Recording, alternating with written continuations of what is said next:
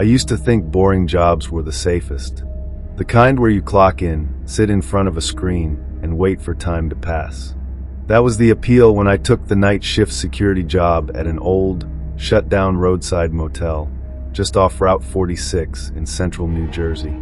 It had been closed for over 6 years, yet someone, a private owner, was still paying to have the place monitored.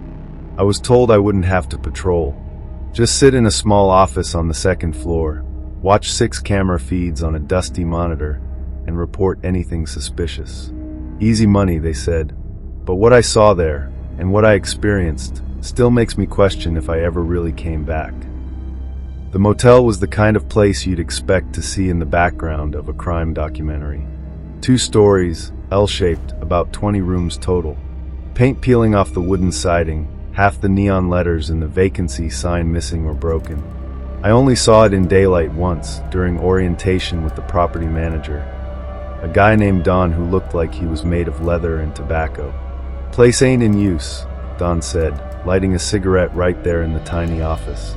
"Just watch the screens. You'll have a radio and a logbook. Don't go wandering. Cameras cover enough." That was the last time I saw Don in person. My shift ran from 10 p.m. to 6 a.m., 5 days a week. The cameras covered the parking lot, both levels of the motel's exterior, the lobby, which hadn't been used in years, and the back alley where dumpsters sagged from rot. The first 2 nights were uneventful. Occasionally, I'd see a raccoon dart across the lot or hear wind creak through broken windows. I read books, listened to podcasts. The security feed was black and white, a little static now and then, but otherwise fine.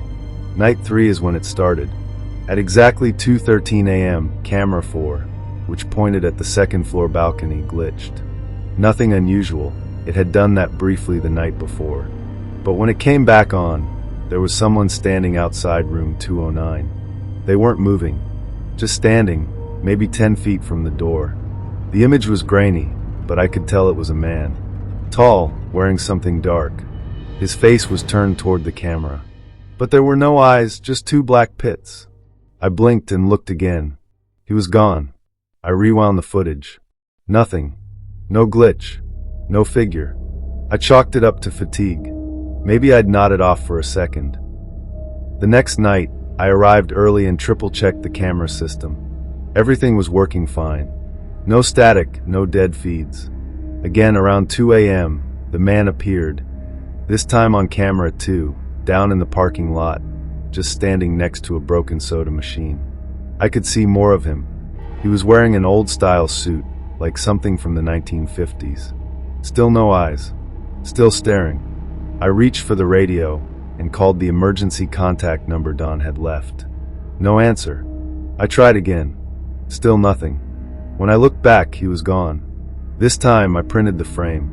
The guy was clearly visible, though blurry. I marked it in the log and stapled the image next to the page.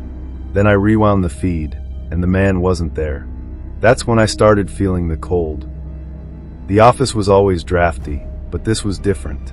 A still, creeping chill that settled into my spine like fingers. It was always around 2 a.m. The monitors would flicker, and the temperature would drop. One night, I brought a thermometer. It dipped from 72 degrees Fahrenheit to 47 degrees Fahrenheit in less than a minute. Then the air would suddenly turn warm again, as if nothing had happened. Don still hadn't returned my calls, so I started documenting everything in detail. The time, the temperature, which camera the man appeared on, how long he stayed. I noticed a pattern. He always appeared between 2:13 and 2:17 a.m., never moving, always facing the camera. And he was getting closer to the office. By the 8th night, I was afraid to blink. That night, the man stood right outside the office door. I could hear him breathing, not through the monitor, but outside, like someone was on the other side of the wood, slow and shallow. I didn't move. I didn't even turn toward the door.